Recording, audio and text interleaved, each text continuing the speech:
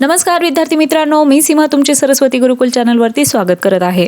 आज आपण class 9 subject English lesson number 4.3 silver या कवितेचा आज आपण वर्कशॉप पाहणार आहोत। परंतु हा वर्कशॉप सुरू करण्यापूर्वी या कवितेमध्ये चिटचॅट क्वेश्चन्स आलेले आहेत, वॉर्मिंग अप ॲक्टिव्हिटीज आलेल्या आहेत, मार्जिन क्वेश्चन्स आलेले आहेत। हे सर्व आपण सुरुवातीला पाहिलेले आहे। हे सर्व आपण सुरुवातीला पाहणार आहोत आणि त्यानंतरच वर्कशॉपला सुरुवात करणार आहोत।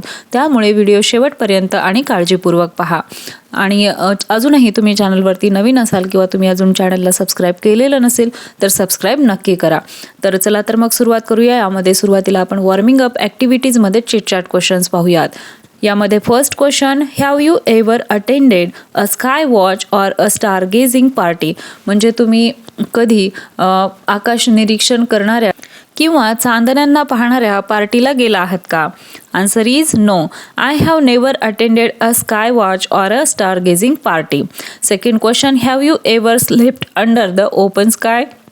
म्हणजे तुम्ही कधी मोकळ्या आकाशाखाली झोपला आहात का? Answer is yes, in summer I sleep on my rooftop.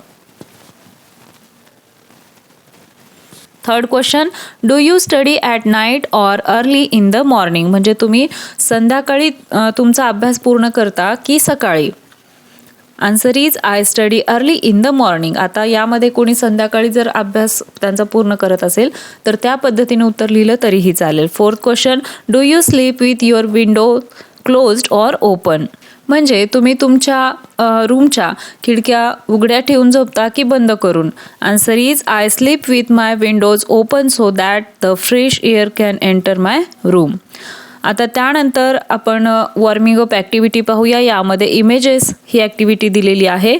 यामध्ये पाहूया, imagine that your class is to be divided into groups or houses. म्हणजे तुमचा वर्ग वेगवेगळ्या गटात किंवा हाऊसेसमध्ये विभागला गेला आहे अशी कल्पना करा। Each house will have their own colour, symbol, dress code, sport, motto, a common room with objects of their interest and suitable furniture. म्हणजे प्रत्येक हाऊसचा स्वतःचा रंग, चिन्ह, पोशाख, क्रीडाबोध वाक्य, त्यांच्या आवडीच्या वस्तूंची एक कॉमन रूम आणि आवश्यक सामान दिले जाईल। Think of set of 4 names for the groups. म्हणजे सर्व गटांसाठी 4 नावांचे आपल्याला ग्रुप्स सुचवायचे आहेत। Form groups and work out the imaginary details for each set, some suggestions are given here. म्हणजे प्रत्येक हाऊससाठी किंवा गटासाठी तपशील तयार करायचा आहे। आता खाली काही आपल्याला डिटेल्स दिलेले आहेत त्याप्रमाणे हे करायचं आहे।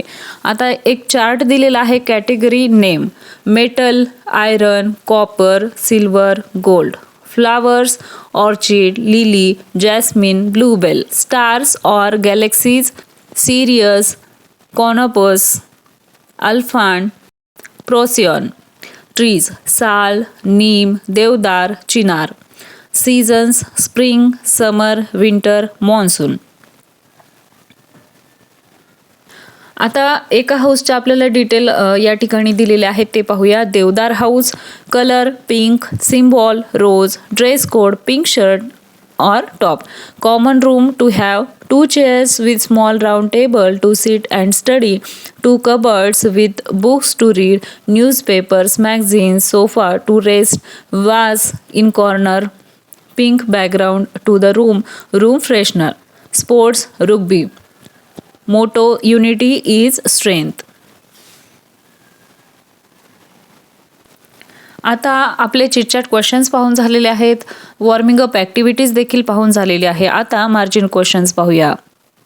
यामध्ये first question, why does everything appear silver in the poem? म्हणजे कवितेत सर्व काही चांदीचे का दिसते किंवा सिल्वर का दिसते? Answer is everything in the poem appear silver due to the silver moonlight. Second question, which of the objects, animals etcetera in the poem are at rest without any motion?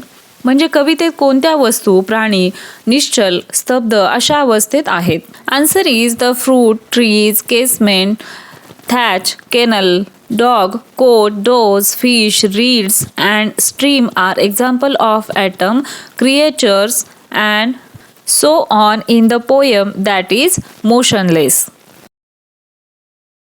Third question, only 2 things are shown to move in the poem, which are they? कवितेत फक्त 2 गोष्टी हालचाल करताना दाखवलेल्या आहेत, त्या कोणत्या? Answer is the moon and the harvest mouse are the 2 items portrayed moving in the poem. आता आपण या कवितेचा स्वाध्याय पाहूया. यामध्ये first question, if you were asked to draw a detail picture of the scene described in the poem, what object, animals, nature, features etcetera will you show in the picture, make a list. म्हणजे कवितेतील देखाव्यांचे आपल्याला detail चित्र रेखाटण्यास सांगितले तर कोणत्या गोष्टी किंवा प्राणी, नैसर्गिक घटक इत्यादी तुम्ही त्यात दाखवाल त्याची यादी करा. Answer is object, houses, windows, kennel, nests. Animals, dogs, doves, mouse, fish. Natural features, moon, moonlight, trees, fruit, river, river plants. Second question, write the rhyming words and the rhyming scheme of the poem. म्हणजे या कवितेतील आपल्याला यमक जुळणारे शब्द आणि यमक जुळणारा जो पॅटर्न आहे तो लिहायचा आहे. The rhyming words are moon, shoon, catch, thatch, peep, sleep, gleam, stream, sees, trees, log, dog, by, eye. तर हे रायमिंग वर्ड्स सांगता येतील. आता रायमिंग स्कीम कोणती आहे? The rhyming scheme of the poem is AABB.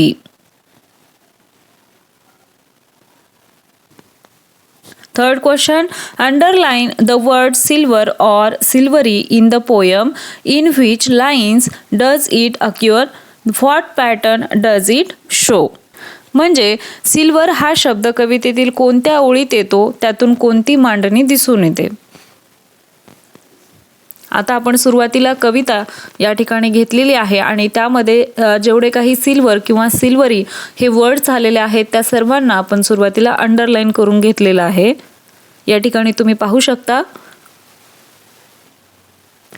The word silver or silvery is used in even numbered lines and not in the odd numbered lines in the entire poem.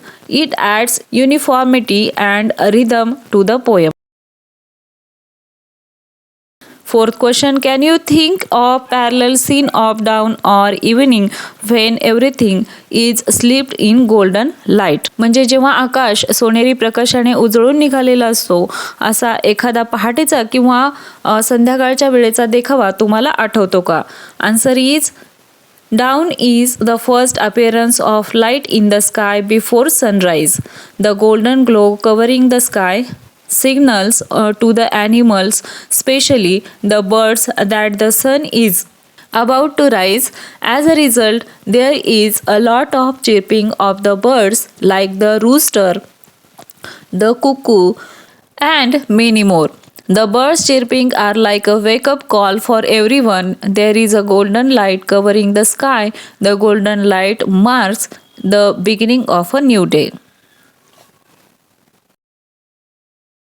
Fifth question, the same landscape appears different at different times. What message can we draw from this?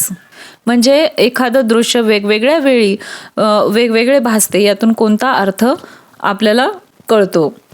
Answer is difference in perception is what we can mainly draw from this. Life will always offer happiness and difficulties to everyone, but the difference lies in how we deal with situations. The same glass can appear half full to one and half empty to the other. It all depends on how we perceive things. आलं लक्षात? आशा आहे तुम्हाला सर्व प्रश्नांची उत्तरे समजली असतील. हा व्हिडिओ तुम्हाला कसा वाटला ते कमेंट करून नक्की सांगा. व्हिडिओ आवडला असेल तर व्हिडिओला लाईक करा, तुमच्या मित्रांना हा व्हिडिओ शेअर करा आणि सर्वात महत्त्वाचं म्हणजे चॅनलला सबस्क्राईब करा. आपल्या चॅनलवरती सर्व विषयांच्या स्वाध्यायाचे व्हिडिओ अपलोड झालेले आहेत. त्याचबरोबर विविध विषयांची भाषणे, निबंध लेखन, पत्रलेखन, आर्ट अँड क्राफ्ट या सर्वांचे व्हिडिओ चॅनलवरती अवेलेबल आहेत. तेही चेक करा, तेही तुम्हाला नक्कीच आवडतील. तर भेटूया अशाच एका नवीन व्हिडिओमध्ये. तोपर्यंत धन्यवाद.